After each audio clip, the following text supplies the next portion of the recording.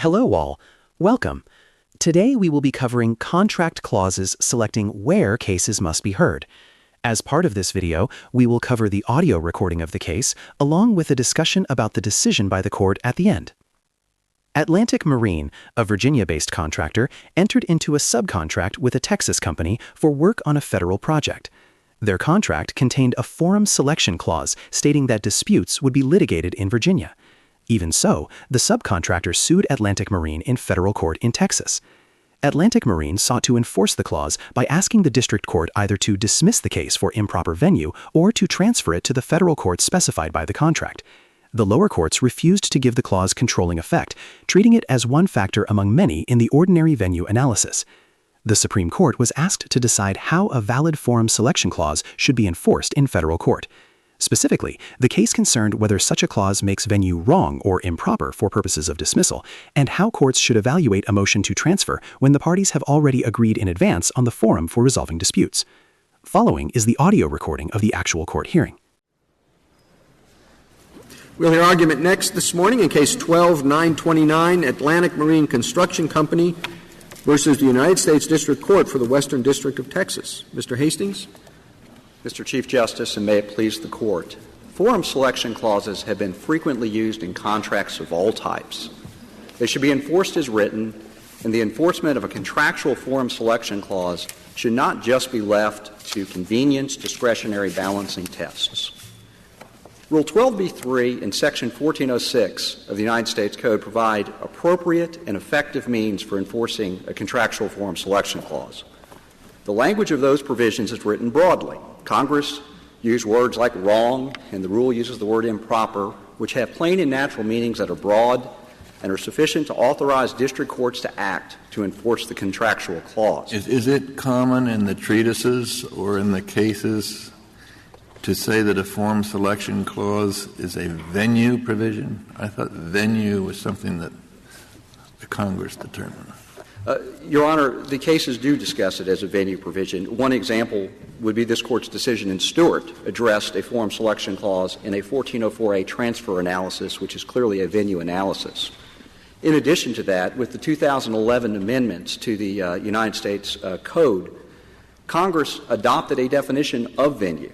It's in Section 1390. That definition says the place of litigation. I'm paraphrasing it, but it's a pretty straightforward definition. The legislative history of Section 201 of that Act acknowledges that the definition was intended to make venue determinations easier and to make it clearer that parties could waive or adjust these types of provisions even by contract. The word by contract. In the Stewart case to which you just referred, the Court said, quote, "The parties do not dispute that the district court properly denied the motion to dismiss the case for improper venue under 1406A because respondent apparently does business in the Northern District of Alabama, which was not the jurisdiction specified in the forum selection clause." So what, if we were to write an opinion in your favor, what would you suggest we say about that? Your Honor, I believe the correct reading of that language is what the Second Circuit has said in the trade comment decision, and others have written on this, that Stewart, and the text right by that footnote, that's footnote 8, I believe, the text right there said the immediate issue is how we address 1404A. And the way the majority of the circuit courts have read it is the issue in Stewart, this procedural issue that we're here on today, was just simply not presented to the court. And so the court could very easily write a decision that acknowledges Stewart still controls on a 1404A analysis, but acknowledge that, like the majority of the circuits, that Stewart simply did not have to address this problem. Well, that's true, but it means that the entire discussion in Stewart is beside the point. The Court wrote a decision about an issue that really never should arise because the party seeking, as you see it, the party seeking to enforce the forum selection clause should proceed under 1406. So Stewart said, well, if you proceed under the wrong provision, this is how it should come out. It makes the whole decision essentially meaningless, doesn't it? Justice Alito, I respectfully disagree. And here's what the meaning of Stewart would be as we understand it. First of all, under the facts of Stewart, the same situation would arise, of course, if a party waived their proper venue objection. That may be a narrow line of cases, but that would still apply in a case where a party doesn't assert the contract at first. But there's another place where Stewart would still apply. When a case is filed in the proper jurisdiction, here, if this lawsuit had been filed in Virginia, There would be a very limited place or exceptional circumstances for a court to look at a 1404A analysis and determine if public interest required something other than the contract clause. I don't see how that would work. You're saying this is the argument you made in your reply brief, that if the case had been filed in the jurisdiction specified in the forum selection clause, that court could nevertheless proceed under 1404A and transfer it back to the Western District of Texas, for example. That's your argument. In exceptional cases, Your Honor. In exceptional cases, but 1404A says that a case can be transferred to a district where it might have been brought. And your argument under 1406 is that they couldn't be brought in the Western District of Texas. That's a place where there's wrong venue. And, Your Honor, the language of the statutes, particularly the language you were just referring to about might have been brought, needs to be read in context of the decisions from this Court. In Van Dusen, this Court held that language, might have been brought, was a term of art. The Court has never reached that conclusion with respect to wrong or improper. And in Van Dusen, the Court said the might have been brought language was a term of art referring back to a congressionally chosen venue under 1391. And so when this plays out under 1404A, the Court, if the case is in the proper venue and we're on to the second issue of 1404A, the proper reading of the language would allow the Court, truly in exceptional circumstances, to follow the language of the statute and send it to another place where Congress said the case could have been. And again, this is really the second issue in the case. We would emphasize that it's truly exceptional cases where parties have contracted for a forum. They've truly resolved the conveniences among the parties among themselves. Mr. Hastings, Section 1391 says the following. Except as otherwise provided by law, not by contract, by law, this section shall govern the venue of all civil actions brought in district courts of the United States. And then it goes on to specify certain rules for where venue in a case can lie. So if I'm looking at that, I'm thinking, well, those rules apply, and they can't be reversed or countermanded or whatever by contract, by parties' agreement, except to the extent that the contract can figure centrally into the 1404 analysis. But it's not appropriate in the 1406 analysis because, the statute says what the statute says. Here is venue. And, Your Honor, the language of Section 1391, and the first part, I believe it's 1391A, where it has the language of shall govern in federal courts, that's really no different than what this Court said in Stewart of federal law controls venue in federal courts. But the issue that comes up is that venue is very important. Venue, even before the current statutes were written, was recognized as being a privilege for the litigants, there to protect the defendants. And even in Nearbo in the 1939, so almost a decade before some of the current statutes were written, this Court said venue is subject to disposition by the parties. That's only what that tells us is that venue is a highly waivable thing. You can stand on your venue right, but you don't have to. My problem with your interpretation is you are allowing a private agreement to make a venue prescription that Congress enacted improper. Congress said it was proper. It may be that it should not apply in this case because the parties have consented to something else, but it's not a wrong venue. I mean, suppose the question had never come up. There wasn't a claim that this was a wrong venue. The case could have proceeded, and it would have been a place of proper venue, right?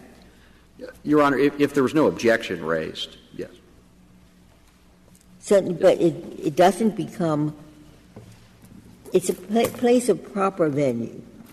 There may be a reason why another venue is the one that should control in this case. But you can't make — a private agreement can't say what Congress says is proper is improper.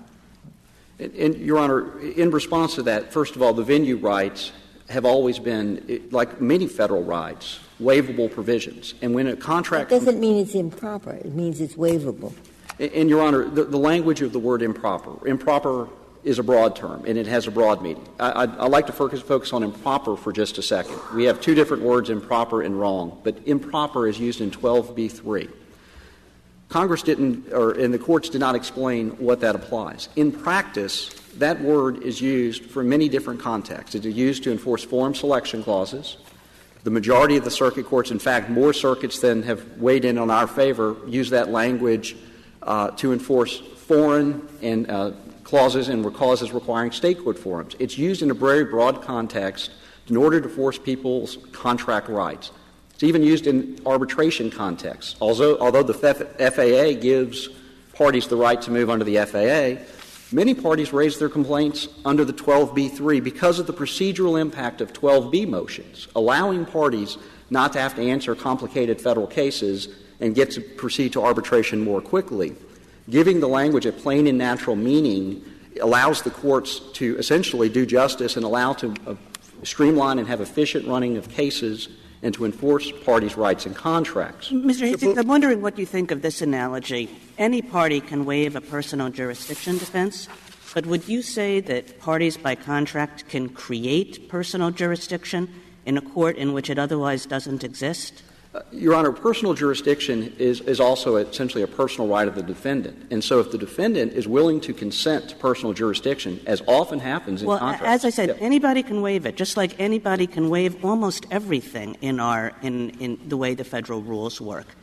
But do you think that parties can actually create personal jurisdiction where it doesn't exist by law?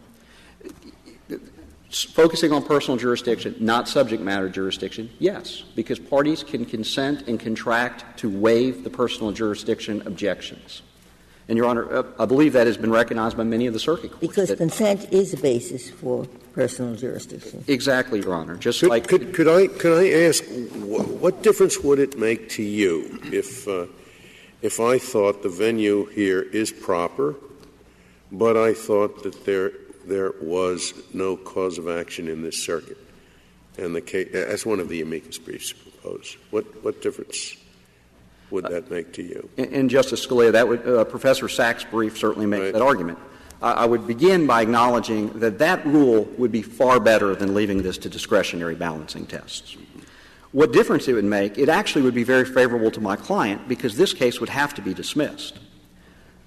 We have concerns about that rule. That's why we didn't push that as our argument. The circuits have a three-way split. That's the problem with the argument. Both 1404A and 1406 provide for transfer.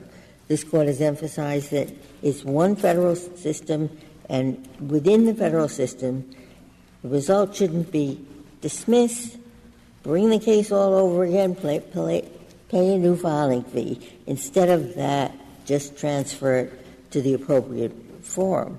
And that's what Professor Sachs's view leaves out, because the result, as you say, is it's only dismissal, no transfer. And, Justice Ginsburg, that is one of the concerns with the rule. But Professor Sachs's approach does, first of all, start off with the strong benefit of enforcing contracts. It's just not as effective as 12b3, because when we're dealing with what's really well, excuse me, what if there's no personal jurisdiction? Okay, and the suit is dismissed because there's no personal jurisdiction.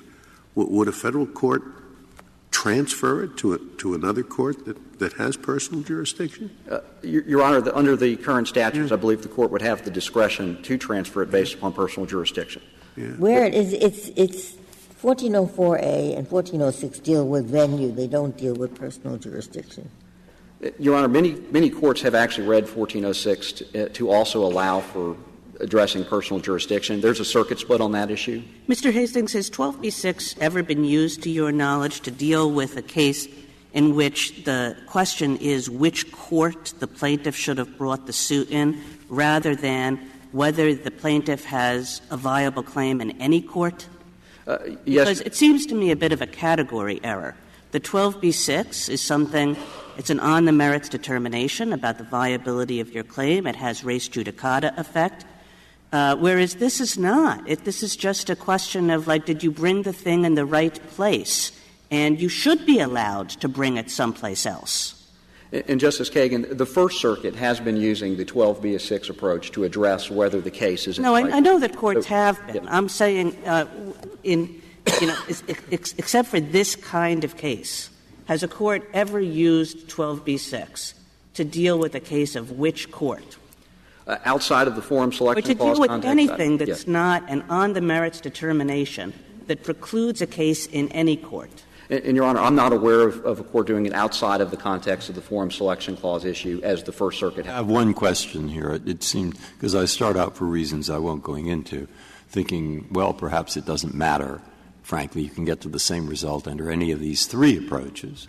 But then one thing Professor Sachs says does bother me, that if we take your approach, then how do we deal with the problem of removal? I mean, you can only remove a case to a court which is in the district where the plaintiff filed. Now, if there's a forum selection clause, the defendant seems to me to be stuck because he can't go to another court.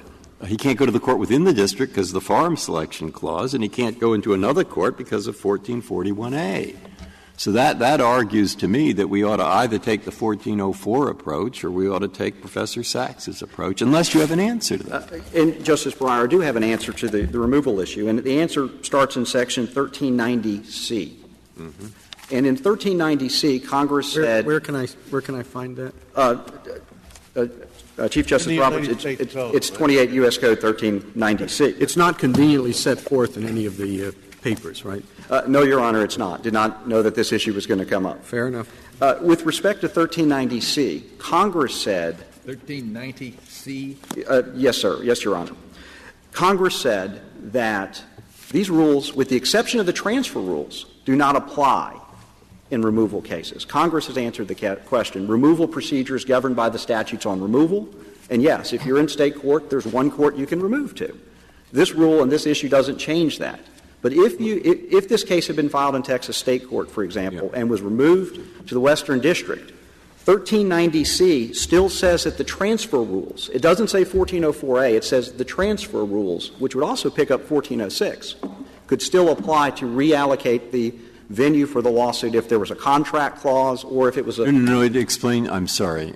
I'll read it more carefully later. But how — it says you have to remove to the court for the district and division where the place of action is pending. So if it's filed in state court in Texas, you have to remove to the Texas federal court. Now, how do we get and you can't go to the Texas federal court, according to you, because of the contract. Okay, now you explain how this provision over 1390C gets around that. And Justice Breyer, I would respectfully disagree about whether you can get to the Texas court. Well, in other words, you can remove to the Texas court, even though it says you can remove to the district court despite the contract. Yes, Justice Breyer. Despite the contract. Because of the specific federal statutes allowing for removal. They tell specifically where the removal must go. And so we're not suggesting that the court would have to. So what the court should say in Texas is, we have a contract which says you have to go to Virginia, but because of 1390A, we forget about the contract and we remove it here. No, that's what you're saying Texas should say. No, Your Honor. What I'm saying is that the state district, if the parties were in the state district court and remove it to the federal district court under the statutes, under 1390, well, first of all, that's what the removal statutes require. 1390C would say the transfer rules still apply. The Texas district court, if we had our contract, should have said, now that you've removed this to federal court, we must transfer this case to Virginia because the transfer rules still apply. What about suppose the plaintiff says, please dismiss this immediately because 1406, or, because 1406 says you have to dismiss it. Venue isn't proper here. And, Your Honor, under that circumstance, if it was a contract requiring a state court forum, I think that's what I understand the question to be. No, the contract says you go to Virginia. Okay. They filed it in Texas state court. You tried to remove it to Texas federal court. And Your Honor, they say, I'm very sorry, the contract that he loves says we can't remove it to Texas federal court. And, Your Honor, the contract would not prevent the removal. But once the case was removed, the contract would control where the case would be allocated. Can I ask you this about go ahead. Ma'am, in a forum nonconvenience motion, I say all the witnesses are some places. What is the statutory and/or Federal Rules of Civil Procedure basis for forum nonconvenience? And, Justice Kennedy, that's an excellent question, because the courts, when they usually rule on forum nonconvenience, do not specify that. There's not a Federal you just cite Gulf Oil and that's it? And many times, yes, but a lot of times parties do go ahead and cite 12b3. That's often done by parties in litigation. If it's a state forum or a foreign forum, but 1404A is a codification of the forum nonconvenience doctrine. For the Federal courts, yes, Your Honor. Can I ask you this about Professor Sachs's argument? Doesn't it lead to the consequence, doesn't it show that, wouldn't it mean that Justice Scalia's dissent was correct in Stewart and the majority was wrong in Stewart? Because if this is contractual, suppose RICO in that case had moved, had taken the approach that Professor Sachs has recommended and moved for summary moved to 12b6 or summary judgment, that would be a contract issue. It would be governed by Alabama law. Alabama law says the forum selection clause is no good. And, Justice Alito, we do think there is some tension between Professor Sachs's position and the Stewart decision, because if Professor Sachs is correct and the First Circuit's correct, there really would be no room for a 1404 balancing issue. The issue, I believe, that you're asking about — Why is that? Why wouldn't 1404A continue to apply? Justice Scalia, if the contract elevated this to an issue on the merits, is essentially what 12b6 does, then it becomes an issue not just about venue, it becomes an issue about merits, and so a venue allocation provision wouldn't change the fact that if the case was the wrong forum. But it depends upon the defendant. If he chooses to go the 1404A route, he could go that way, couldn't he? Well, Your Honor, he wouldn't have to move under 12b6, would he? He wouldn't have to move under 12b6, so it wouldn't necessarily overrule Stewart. But there's a potential problem here, and this is one of the practical issues with Professor Sachs' approach. If it's an issue on the merits, it doesn't have to be raised right at the beginning of the case. A party could certainly move to transfer and do a lot of other things. But they could raise that issue as a defense on the merits of the lawsuit and have it resolved at trial after the entire proceeding had proceeded in a forum other than where the contract was required. I don't follow that. If it's an affirmative defense, you have to raise it or you lose it. You can't hold back an affirmative defense and in the middle of the trial say, oh, then there's an affirmative defense here. 8C requires you to state. And Justice Ginsburg, it certainly would have to be pleaded. And certainly there's an opportunity, leave is freely granted in cases unless, other circumstances arise. It's possible to plead it down the line. But most importantly, it's when do you get a ruling on that issue? And that's the problem. What is the problem with this? You admit that if he goes to Virginia, he files a suit in Virginia. All right, then he says, Judge, everything's in Texas. Please remove under 1404A. Send it down to Texas. And you agree that in an unusual case, you say, because you give a lot of weight to the contract, he could win and go to Texas, right? That's our position. That's your position. Yes. Fine. If that's your position, what conceivable difference does it make if he goes to Texas in the first place and then you say remove it to Virginia? I mean, it should work out the same way. It should work out that the balancing under 1404, it gives you the factors should be the same. Shouldn't they? Your Honor, the way this would work out is focusing on the 1404A issue, the real issue gets down to where does the lawsuit need to be filed, what rules are going to be in place, and if a party can just file in Texas because they want to try to move it there for convenience, if they can just file in Texas, what they're doing is they're requiring a party who just wants to live. Yeah, it's a terrible thing. You have to say 1404A, and the other case he has to say 1404A, and maybe it makes some tremendous practical difference. But if it makes not much difference, I have three routes that seem to me all should work out the same way, and in favor of their route is the absolute language that Justice Kagan pointed out before, plus the footnote. Okay. So I'm thinking, hey, this doesn't make — it's important to have a rule. It's important to have one clear approach. But as between the three, it shouldn't matter. And they should all reach the same conclusions. So let's go with the language of Stewart. All right. What about — now, what's the answer to that? And, Justice Breyer, first of all, I would agree with you that under this case, all three routes should have led to the exact same conclusion. That is correct under this case, but that may not be in all cases. Why it matters is that parties should be forced to honor their contracts. And so if a party honors its contract and there's a very high standard, such as the exceptional circumstances standard for receiving a transfer, there are parties who are following their contract, it's unlikely you're going to have much litigation over transfers. Whereas if a party can say, I can try my shot at a home court forum, file in violation of the contract, and then make the other party raise this issue and have to litigate venue, we're going to have a tremendous litigation about venue. The law travels with — the law of the transferring state travels to the transferred state.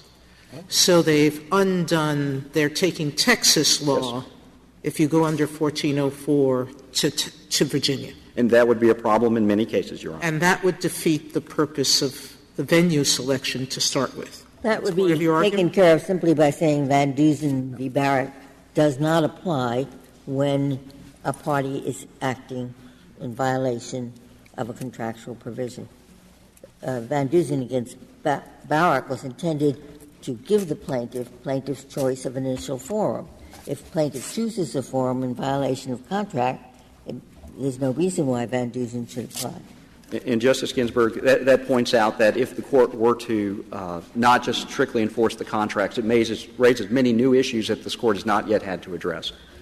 I'd like to reserve my time. Thank you, counsel. Mr. Allensworth. Mr. Chief Justice, may it please the Court. We brought this $160,000 construction case in the Western District of Texas, which is where we performed our work, where the project's located, where all the witnesses reside, and where virtually all of the evidence is located. But, Mr. Allensworth, where you agreed not to bring it. Yes. So I'm going back to what Justice Breyer says. Let's suppose you're right about 1404. I think you have some pretty good arguments. 1404, it seems to me, shouldn't affect this case in the sense that you should have — this was a negotiated contract. You got something for the fact that you accepted inconvenience when you brought a suit. And under 1404, the Court is perfectly entitled — the Court has to take that into account, that this was a negotiated contract, that you accepted inconvenience, and that you got something for your acceptance of inconvenience. The end, you have to live with your contract. No, Your Honor.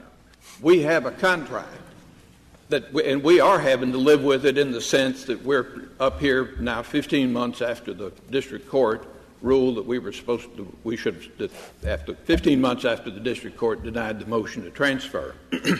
We did negotiate, and those are indeed the terms of our contract. However, we felt that any court following Stewart and 1404 would weigh the interests of justice in the decision whether to grant the transfer or not, and indeed that's exactly what the district court found. The interests of justice that the district court weighed almost all boil down to the interests of your client. The inconvenience of witnesses.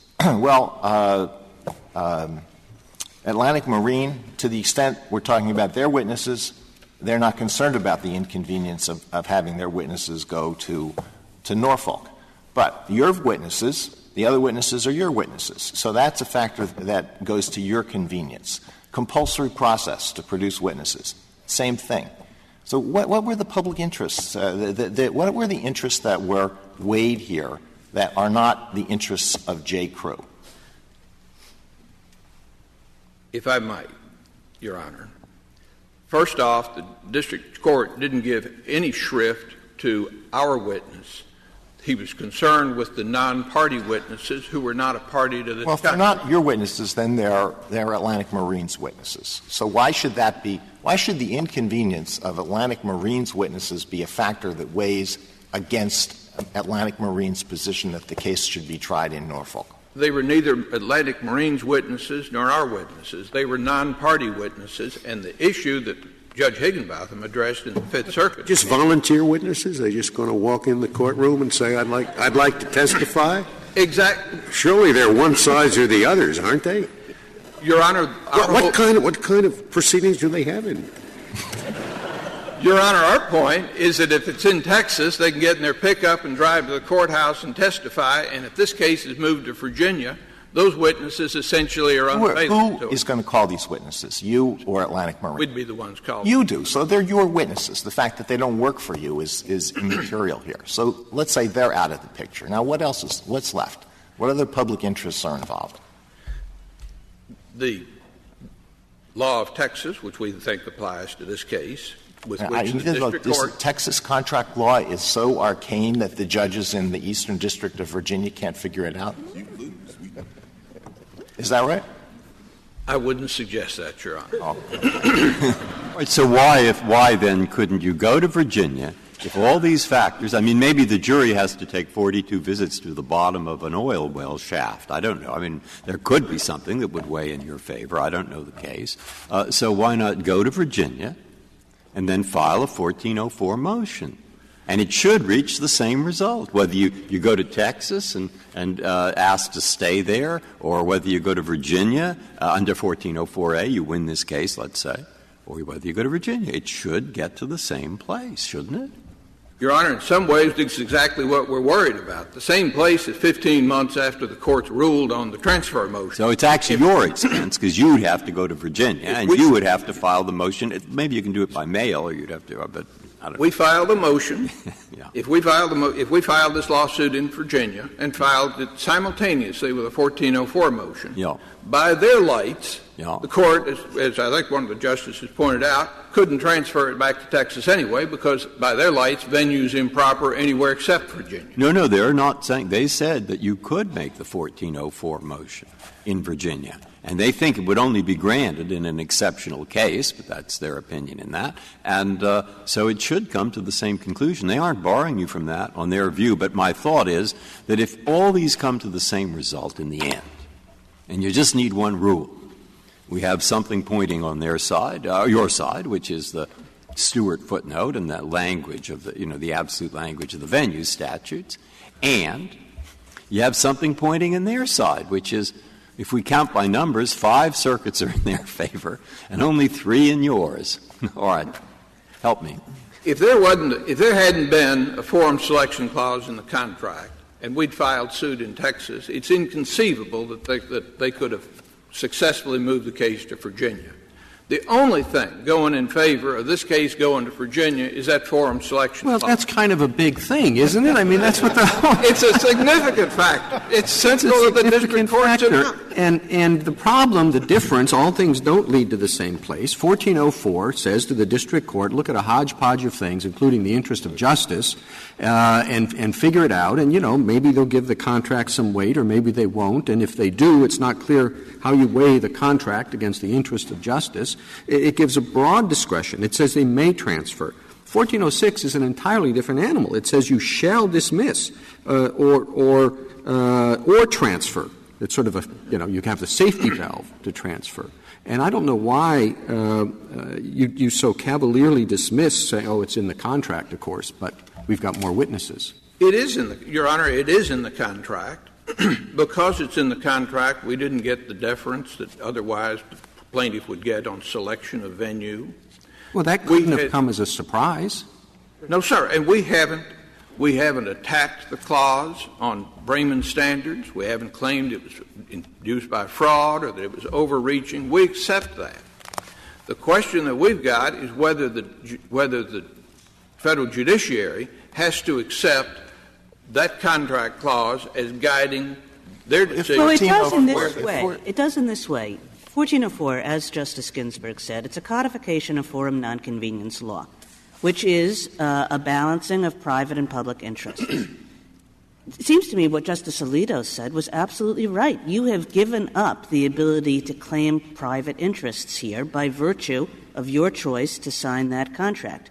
The only thing that could weigh in the balance against that is if there's something that has nothing to do with your convenience, but is instead a feature of something about why it's important to the judicial system, to the public interest, about keeping a trial in one place. And as Justice Alito suggested, you have not been able to point to anything, nor would there be anything to point to in most cases involving forum selection clauses. In most cases, there wouldn't be. And that's why, in most cases, the clauses are enforced, and that's why I don't think you've seen one of these for 25 years. The reason that that we think our case is somewhat unique is that it involves a construction project in the district in which we filed suit. All of the witnesses are there. Virtually all of the physical evidence is there.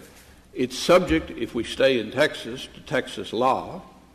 And for those reasons, if the case is going to get sent to Virginia, the systemic integrity of the system, I think. Well, but the reason these clauses, the enforceability of these clauses is critically important to a lot of modern commerce. I don't know what the details are here, but a lot of times you're a company and they're doing business now all across the country. And you say, I don't want to do business all across the country if I'm going to get dragged into different courts, who knows where, with different traditions, where the juries are different. I want to do business around the country so long as if I'm going to be sued, it's right here. So I'm only going to do business with people who are willing to say, if I have a problem, I'll sue you right here. That's critically important to modern commerce. And the idea, well, we're going to let a court say, well, but there are a few more witnesses here, it's convenient to them and all that seems to be throwing a significant wrench into the process. Your Honor, I don't view it as a wrench as opposed to an opportunity or mandate from Congress to the federal courts to exercise some discretion in deciding whether to enforce these clauses or not. Stewart versus Rico. Your adversary is not taking that discretion away. It's saying, your adversary, I understand, is conceding that Virginia has the ability to apply 1404 in its judgment, but you should honor the contract. I have one fundamental problem, which is slightly different. Under Brennan and Carnival, if the forum selected was arbitration or a state court, then the court has no 1404 power. It must transfer to those venues. If we accept 1404 as applying, then we're disfavoring commercial parties from picking federal courts because they're going to have to accept that a non-selected venue will have the power to make the decision whether to transfer or not. That seems to me to invite, and there may be people who think that's a good thing, get cases out of the federal court even if they're international commercial cases. But isn't that what you're inviting? I think, Your Honor, I'd say that's a possibility. I'd say, on the other hand, that the arbitration example that you brought up, that's governed by a separate statute anyway. So the Federal Arbitration Act is going to govern whether the arbitration clause ought to be enforced. The clause here allowed suit in state or federal court. Suppose the forum selection clause had just said all disputes shall be litigated in the circuit court for the city of Norfolk. Doesn't say anything about the Eastern District of Virginia. What would be the result then? The court would have to dismiss our case. And equally, he couldn't transfer it he can't force that into a Virginia circuit. And the same thing if the choice was of an arbitral forum, then you recognize in those two cases the result would have to be dismissal. Yes, Your Honor. What would be the authority for dismissing the case if it had specified a state court? I think it'd be the same one as in Bremen, which didn't mention No, Bremen is an admiralty case. Why wouldn't it just be a forum nonconvenience? it would be, and I've forgotten which justice raised the question about 1404A is a codification of forum nonconvenience. In the absence of that, the case would just be dismissed. Yeah, I mean, 1404 is just if it says if the contract clause specifies a federal court, it's a 1404 motion. If it specifies a state court, it's a forum nonconvenience motion. With the same result. I say the same result. Dismissal would be. That argues then it may be slightly against you. I'm sorry. If in fact you specify a state court, if in fact you specify a foreign court, if in fact you specify arbitration, you agree in those instances you're going to use forum nonconvenience or you're going to use 1406. But you're saying where you specify a court in a different state, namely a federal court in a different state, there you use 1404. Well, it's not 1406. It's just forum nonconvenience, which is... Yeah, it was forum nonconvenience. Oh, you use forum nonconvenience in all three? You don't use, they specify a state court? Because the 1406 wouldn't apply because they say venue is a state court? No, use forum nonconvenience in all those? Okay, use forum nonconvenience in all those, but you use 1404 if they specify another federal court. That's. You use 12b3, not 1404. In those other cases, you use 12b3. Yes. But my point is you're using something else, so they would say, well, let's have it the same, okay. I see the answer, forget it. No, that raises a larger question that if I could address for just a second, and that's the systemic integrity of the system. If you're going to transfer a case within the system to another federal court that's going to have to hear the case, one like this one where he's likely going to have to hear it without witnesses or certainly without live witnesses, and to render a judgment based on facts that were developed 1,500 miles away on a project that's that far away, that does implicate, I think, the integrity of the system, and that ultimately a federal judge is the one that's going to have to write the take-nothing judgment if I can't scare up the witnesses to be in Virginia. Don't put me in the group that thinks you can use forum nonconvenience when you have a forum selection clause for a state court and suit is attempted to be brought in a federal court. I mean, if it's in the federal court that is the most convenient court, I mean, let's say it's in a different state where all the witnesses are. I think it's very strange to say that because there is a contract provision requiring it to be brought in a state court, this court is an inconvenient court? Do you know that the doctrine of forum nonconvenience has ever been used that way? No, sir. No, Your Honor. No, I don't. And I confess I haven't thought through the question of if it just said it's... You know the answer. This is another... I keep thinking they should all come to the same conclusion. But then, what about this point Justice Sotomayor raised? Suppose you sue in Texas. You get there. But the contract, let's say, was a different contract from yours, but it just was made in Nevada. Everything about this concerns Nevada. Or are they really going to use Texas law to interpret the contract rather than Nevada's? I would have thought that the choice of law question is a different question, and where you sue should be irrelevant to the choice of law question, except insofar, I don't know, maybe you looked at this. Van Dusen said that the law moves with the only because the plaintiff's choice of forum was to be respected. But if the plaintiff chooses a forum in violation of contract, the whole rationale of that case falls. Your Honor, it was to honor the plaintiff's choice of forum. Well, the contract says the plaintiff doesn't have a choice. Your Honor, the contract, as Judge Higginbotham pointed out, doesn't have a selection of law clause. It's got every other dispute resolution clause that could be in there to make it difficult for us to get this case to a court, but it doesn't have a choice of law provision in it. That the only reason that Dusen came out the way it did was, I think it was Justice Black said, the plaintiff's choice of forum merits respect. It doesn't merit respect when the plaintiff has agreed that the suit will go forward someplace else. I don't recall. I'm sorry. That issue has not been decided by him.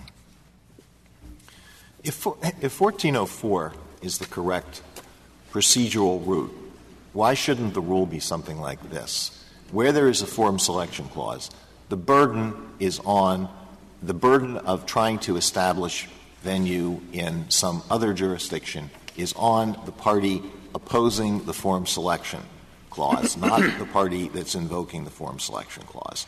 And the only factors that can be considered against the forum selection clause to result in an exceptional case where that wouldn't be honored are factors that have nothing to do with the convenience of the party that doesn't want it tried in the selected forum, or with the likelihood of success of the party that doesn't want it tried in the jurisdiction specified in the forum selection clause. So in your case, if there had been a hurricane that wiped out the courts of the Eastern District of Virginia for some period of time so no cases could be tried, or there was an incredible backload of cases there that would prevent the case from being tried, maybe that would be those would be something that might amount to an exceptional circumstance. But everything else is off the board. What's wrong with that? First off, on the validity of the clause, we acknowledge we'd have the burden. If we were trying to avoid this clause on the ground, on whatever grounds, on any Brayman grounds, or we'd gotten cheated into it or anything like that, we'd have the burden on that. We didn't try to carry that burden. We're not attacking the clause. They have the burden on the main case and on the transfer itself. Well, why should that be, where there's a forum selection clause? I don't think that it's even a matter really so much of burden as it is on weight. And you all have already spoken on that, where you said that that clause is to get significant weight. It ought to be central to the analysis, but it's not dispositive. And our contention was that the clause was not dispositive, but that every factor that possibly could go militate against transferring this case to Virginia existed. And that's why the court, given appropriate deference to the clause, to that clause, hearing what the evidence was and deciding. It should have been a Virginia court to make that decision instead of your friendly down-home Texas court. And that's, that was why the forum selection clause was put in there. It doesn't seem to me such a stretch as you think it is to say that the venue is improper when you have agreed that venue would not lie in this court. We can't confer venue. We can waive venue, but we can't make improper So venue. the question is it improper when it's been waived? Is it improper for a court to acknowledge venue when the party has said I cannot bring my suit in this court?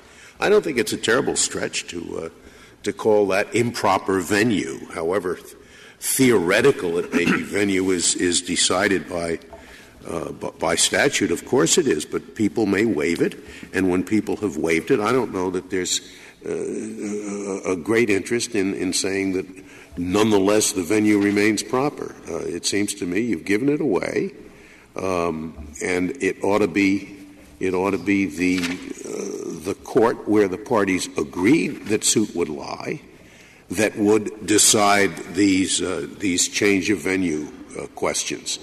The provision need not be absolutely dispositive, but to the extent it isn't, that is a call that ought to be made by the jurisdiction that the parties agreed to.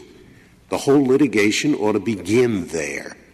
They shouldn't have to litigate this change of venue provision in a court where the parties agreed they would not appear. It seems to me terribly unfair. There's a couple of factors on that, Your Honor. First off, the rule that I think my colleagues here are calling for effectively emasculates 1404 and takes the federal judiciary out of it. The question, and I follow your question about the propriety of the venue. Why is that? Why can't the court where you agreed to be sued apply 1404? Another reason for that is that our contract has a one-way arbitration clause in it, which the petitioner claims not to have waived. If this case is decided, it goes to Virginia. If we file the case in Virginia, and they immediately demanded arbitration, the case would be arbitrated, but under the FAA, it would be sent to the court in Virginia would appoint an arbitrator, presumably in Virginia. And under the FAA, we don't even necessarily even have the right to take depositions to get the evidence before the court, even in deposition form. We'd rather have the case decided in Texas on a $160,000 case. Excuse me, and I are know you saying that by filing in Texas you're not going to arbitration? No, if we go to arbitration, we go to arbitration in Texas. We don't have any complaint about that. What we don't want to do is to go to arbitration in Virginia, which does not have, and in this contract, for everything it's got in it, it doesn't have a clause that says that arbitration will be conducted there's not a choice of forum clause for the arbitration. There is for litigation, but not for arbitration. So what's more favorable about Texas other than your convenience? What's more favorable about arbitration in Texas other than your convenience?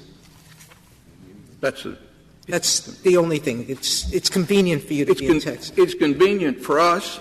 The arbitrator can drive out to the project and draw his own conclusions about how the thing was built. He can talk to the witnesses who are within his subpoena power, or the subpoena power of our district court in Texas, to show up. Yes, sir. Are you finished? Yeah. All right. I'd just like, if you want, to give you a chance to take what I think Professor Sachs says, look, there is a way which you can both follow the statutes literally and say, well, venue is here, and also get the place to the right forum, respecting the contract. Just say it as an affirmative defense. With Justice Ginsburg says the First Circuit's followed this approach. You put it in the complaint, the answer, and once it's in the answer, the judge can put it front and center. Indeed, in case he forgets to do that, the defendant will remind him. And so you've got to get it to the right court, and let's decide this affirmative defense thing first. And now we're back in the same place. What do you think of that? I think that that's going to unnecessarily complicate this. Mm-hmm. It raises some difficult-eerie questions which the court, I think, successfully avoided with its decision in Stewart. I don't think that 12B motions are particularly appropriate places to decide these contract issues, and it eliminates the 1404 gatekeeper role that the district court otherwise could be providing and was providing. Professor Sachs says that in the case of any disputed facts on a 12B6, you would have to have a trial. Do you agree with that?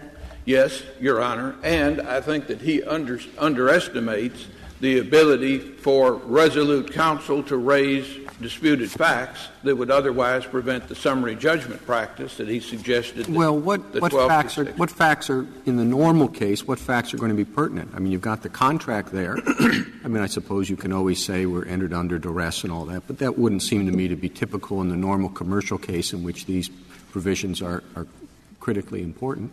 What facts are going to be there? I think there might be a question of materiality. There might be a question what type of materiality? How material that clause was to the party's contract, or whether you were going to try to have separability and to focus exclusively on that clause. Well, the venue provision, I mean, if they go to the trouble of putting a venue forum selection provision in, and everybody says it seems pretty material. It might or might not, depending on whichever state law applied to and whatever, because that would be under state law to decide on the materiality, what the effect of the prior breach is. This case has been cast in Manichaean terms about our breach of the contract by failing to file suit in Virginia. The only handwritten clause in this entire contract, which is in the appendix, I think page 16, is the one that says what the price is.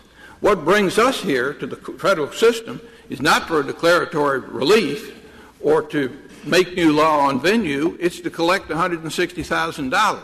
That clause, I think, ultimately would be weighed, might be weighed, depending on the court, if the case was being decided on purely today. The only people collecting that $160,000 are going to be the lawyers.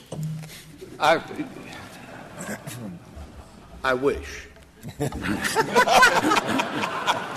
You took a contingency case at a contract matter? And the other thing, as Professor Sachs points out, as he points out, and Judge Haynes did at the Fifth Circuit, well, they can file suit for us for breach of contract and the expense that we've put them to. Yes, I think they probably could. We at least get a $160,000 head start on that, and they can bring that as an offset to our claim if they want to. We disagree with the question of whether it costs them any more to litigate in Texas than it would in Virginia anyway. They're going to have to hire a law firm. If we litigate in Virginia, they're going to have to send a batch of lawyers back to Texas to defend the depositions that we'd have to be taken there. I don't know that this case costs any more to be litigated in Texas, where the witnesses are available and where they might not have to be deposed, than in Virginia, where they have to ship them across the country. If there's no further questions, thank you, Your Honor. Thank you, counsel. Mr. Hastings, you have 4 minutes left. Thank you, Mr. Chief Justice. I have just a few brief comments. First, the parties bargained for the right result, and they bargained and reached a contract that should settle the issue of conveniences and where this case should be litigated. Stewart has an important observation that I think needs to be emphasized. Even under a 1404A analysis, the majority in Stewart said the Bremen is still instructive. And if it's instructive on anything, on any rules enforcing a contract, it should be instructive at this level. The burden should be on the party trying to get out from their contract. The Fifth Circuit misallocated the burden. The burden should also be a high one. It really should require exceptional circumstances or perhaps even more. And it should not be a case where a party can avoid its contract based upon inconveniences that were foreseeable at the time of contracting. For example, the fact that J. Crew hired Texans to work on its project. It knew what the project was about and what it would need to do, and it should not be able to rely upon hiring Texans to change the deal it negotiated with my client. There needs to be a clear rule that allows the courts to hopefully answer the questions about contracts and venue so we all can stop litigating these issues and know the right answers and avoid inundating the courts with motions to transfer for parties wanting to renegotiate contracts. Since the Third Circuit and the Sixth Circuit and now the Fifth Circuit have adopted the minority position, there's been a proliferation of litigation when a contract already answered the question. We cited many cases in our cert petition in a footnote, and I know there's been many more since then, and those are the ones you can find published. That doesn't even mention the ones that are unpublished. And so a clear rule needs to be in place to avoid these problems. Justice Kagan, you raised the issue of forum nonconveniens as perhaps the answer as to what would happen for a state or a foreign contract clause. I wanted to briefly touch on that because I don't believe that's the right answer. The Bremen looked at a case that came up as a forum nonconveniens case and said, we're not going to use the forum nonconveniens test for enforcing a contract requiring litigation in international forum. They resoundingly rejected the forum nonconveniens approach, and I believe the circuit courts have read Bremen as rejecting that approach. If that were going to be the approach to answer the problem created by the Fifth Circuit for forum and state courts, what we'd end up with is a new common law approach, whether called forum nonconveniens or called something else, that looks nothing like forum nonconveniens and probably a whole new line of litigation over. I think you mistook my point, at least. Maybe I didn't express it clearly. Bremen comes up on a forum nonconvenience motion, and the court says, yes, the contract controls, quite properly so. So, the fact that it comes up on a forum nonconvenience motion has nothing to do with the question of whether the contract controls, where people have negotiated for a certain set of things, and there's no exceptional public interest otherwise. And, Justice Kagan, following Bremen, the lower courts have recognized that what essentially Bremen's doing is saying forum nonconvenience is not the right approach. And so instead of a common law vehicle to answer this issue, we submit that the right answer is right there in the rules already. It's 12b3 is the best answer. Section 1406 allows the court also to address this issue.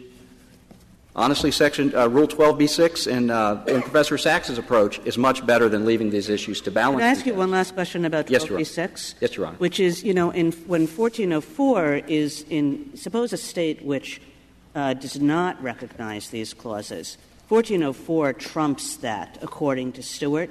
But if you were under 12b6, you would have to go to what Justice Scalia does in the Stewart dissent. I think you would have to go to a twin aims of Erie analysis. And in that circumstance, it seems to me that the state law would come out the victor. Isn't that right? Justice Kagan, the only way I know how to answer that question is I do not know how the Professor Sachs approach can actually be reconciled with Stewart. There are significant tensions in how that plays out as an issue that I do not know how it plays out, but I suspect it would result in lots of litigation. If it's under 12b3, then Stewart stays, and it's federal law that controls and the judge decides, right? Yes, Your Honor, and that's why we're asking this Court to follow the majority approach on this issue. Thank you, counsel. Counsel, the case is submitted. That concludes the audio recording of the court proceedings. The court ruled for Atlantic Marine by a 9-0 vote. Justice Samuel Alito wrote the majority opinion. The court held that a valid forum selection clause does not make venue wrong or improper under the federal venue statutes, so dismissal under Rule 12b3 or Section 1406 is not the ordinary route. Instead, the clause should generally be enforced through a motion to transfer under Section 1404A or through forum nonconvenience when the selected forum is a state or foreign court. The majority also said that when such a clause exists, the usual transfer analysis changes significantly. The plaintiff's forum choice gets no weight, private interest factors ordinarily favor the agreed forum, and only extraordinary public interest considerations should defeat transfer. There were no separate concurrences and no dissents. The decision was unanimous, and it gave federal courts a clear framework for enforcing forum selection clauses in future cases. This concludes this presentation. If you have thoughts on this case and judgment, do comment below the video. Also, to receive notifications of future cases, be sure to subscribe to the channel. Please share the channel link with your friends and peers that you think may be interested in or benefit from it. Thank you.